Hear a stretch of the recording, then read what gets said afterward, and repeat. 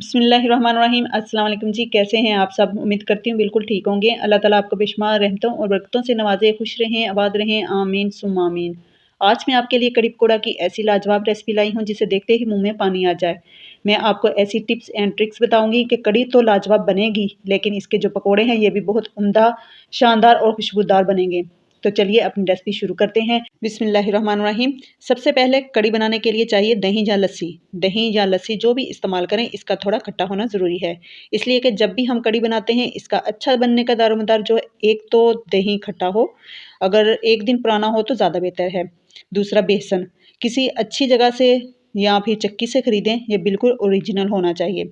अच्छा, यहाँ पे मैं आपको बता दूँ, अगर 1 किलो आपके पास दही है तो 2 कप इसमें बेसन और 3 लीटर पानी, ये परफेक्ट इसकी मेजरमेंट है।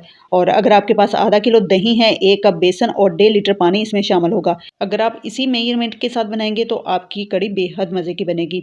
यहाँ मैंने 1 किलो दही को मिक्सर की मदद से अच्छे से बीट कर लिया है, 2 कप बेसन लिया है। सबसे पहले एक खुला बर्तन लेंगे और ये मैंने 2 लीटर पानी बोतल में लिया है। इसमें से थोड़ा सा पानी डालेंगे और फिर इस पानी में ये बेसन थोड़ा थोड़ा करके डालते जाएंगे और मिक्सर की मदद से मिक्स करते जाएंगे। इस तरह से ये देखें, बेसन बहुत जल्दी मिक्स हो जाता है और गुठलियाँ भी नहीं बनती। दही की निस्बत बेसन पानी या लस्सी में जल्द हल हो जाता है। तो ये मैं इस तरह से अच्छे से इसमें बीट कर लूँगी। ये काम आप जूसर जग में भी कर सकते हैं। तो अब इसमें मैं फेंटा हुआ जो दही है, ये इसमें शामिल करेंगे और इसको मिक्स करते जाएंगे।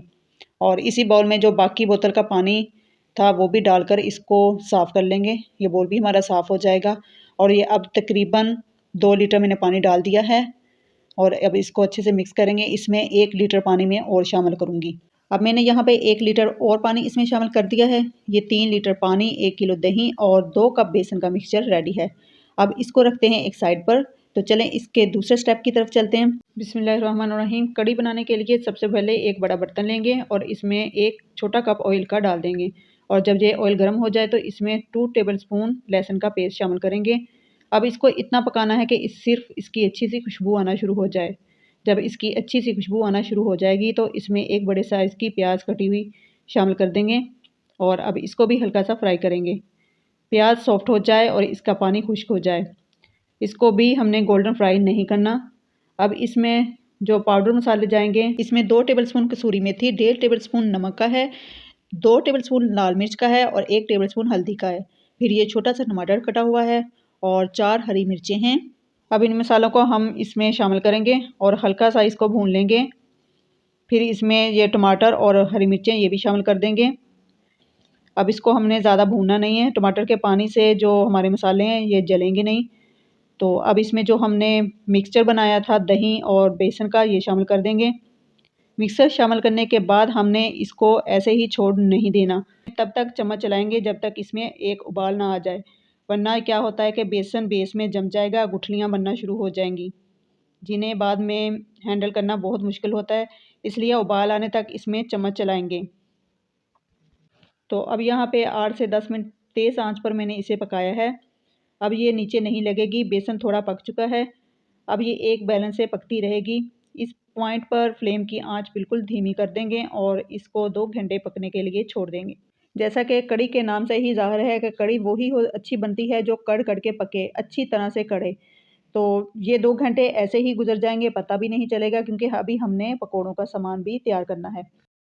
अच्छा जी, पकौड़ों का सामान तैयार हो चुका है। अब पकौड़ों का अमीज़ा बना लेते हैं। ये 1 मुट्ठी फ्रेश पालक है, थोड़ा सा हरा धनिया और हरी मिर्चें, वो भी मैंने इसी में बारीक बारीक काट लिए हैं। पालक हो तो ज़रूर शामिल करें, इससे पकौड़ों में बहुत अच्छा टेस्ट आता है और ग़िज़ाइयत भी है। अगर ना हो तो स्किप कर दें।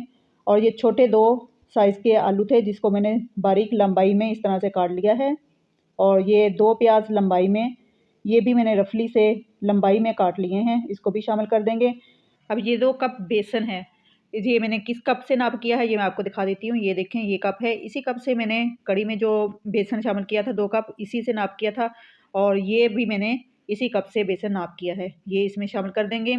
और फिर ये अब मसाले हैं, इसमें 1 टेबलस्पून सुरख मिर्च का है, 1 टेबलस्पून मोटी कुटी लाल मिर्च और 1 टेबलस्पून कसूरी मेथी है। इसकी जगह अगर सीज़न में ये मेथी फ्रेश मिल जाए तो वो भी इस्तेमाल कर सकते हैं। और 1 टेबलस्पून सूखा धनिया लिया है, इसको हथेली से रफली सा मल लिया है। ये देखिए, इसको मोटा मोटा सा इस तरह से क्रश कर लेना है। और 1 टेबलस्पून ही ज़ीरा, ये भी हल्का सा हाथ से मल लिया है। इसके अलावा हाफ़ टी स्पून काली मिर्च का है, फिर ये 1.5 टेबलस्पून नमक का है। ये तमाम मसाले आप अपने टेस्ट के मुताबिक कम या ज़्यादा कर सकते हैं। हमारे टेस्ट के मुताबिक ये बिल्कुल परफेक्ट मसाले हैं। तो अब इसका अमेज़ा तैयार कर लेते हैं। सिर्फ 2 टेबलस्पून हम इसमें पानी शामिल करेंगे और मिक्स करेंगे। एकदम से इसमें हम पानी शामिल नहीं करेंगे, क्योंकि सब्जियों में काफ़ी सारा मॉइस्चर होता है और जब नमक मसाले वगैरह सब्जियों में डालते हैं तो इनका पानी छूट जाता है। पहले इस तरह से हाथ से मलते रहेंगे। अब मैंने फिर से इसमें 2 टेबलस्पून के बराबर पानी शामिल कर दिया है और 1 टेबलस्पून इसमें लेमन जूस का डाल देंगे। लेमन जूस से पकौड़ों में बहुत अच्छा फ्लेवर आता है और सॉफ्टनेस आती है। यहाँ मेरे मसाले का जो कलर था फीका था, तो मुझे याद आया कि मैंने इसमें हल्दी का इस्तेमाल नहीं किया, तो मैंने हाफ़ टी स्पून इसमें हल्दी शामिल कर दिया है और इसको अच्छे से मिक्स कर लिया है। अब ये हमारा पकौड़ों का अमीज़ा बिल्कुल तैयार है। इसी फॉर्म में हमें ये अमीज़ा चाहिए था। और यहाँ पे कड़ी को 1.5 घंटा हो चुका है पकते हुए और इसकी साइड पे ऑयल आना शुरू हो गया है। यही निशानी है अच्छी कड़ी पकने की। तो ये तकरीबन तैयार ही होने वाली है हमारी कड़ी। 15 मिनट के वक्फे से मैं इसमें चम्मच चलाती रही हूँ। अभी इसको तकरीबन आधा घंटा और पकने के लिए छोड़ेंगे। तब तक हम पकौड़ों को फ्राई कर लेते हैं। यहाँ मैंने ऑयल गर्म होने के लिए रखा हुआ था। ऑयल गर्म होने पे पकौड़ों का मसाला लेकर थोड़े थोड़े वक्फे से डालते जाएंगे। जितनी बर्तन में स्पेस है डालते जाएंगे और फिर इसकी फ्लेम मीडियम सी रखेंगे, ताकि पकौड़े अंदर से भी अच्छे से पक जाएं और ऊपर से क्रिस्पी और गोल्डन हो जाएं। पकौड़े हम मीडियम साइज़ के ही बनाएंगे। इस तरह से इनकी साइड चेंज करते रहेंगे ताकि हर तरफ से अच्छे से फ्राई हो जाएं। तो ये देखिए माशाल्लाह पकौड़े बहुत ज़बरदस्त गोल्डन फ्राई हो चुके हैं। ये बहुत ही टेस्टी और खुशबूदार क्रिस्पी लग रहे हैं।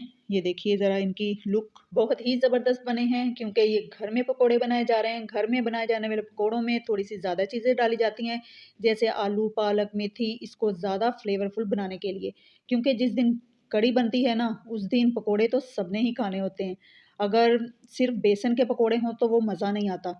पकोड़े वाक़ई पकोड़े ही होने चाहिए। होटलों में जो पकोड़े बनाए जाते हैं, इसमें सिर्फ़ बेसन में 2-3 अज्जा डाले जाते हैं और फिर उसमें मीठा सोडा शामिल किया जाता है ताकि पकोड़े फूल जाएँ।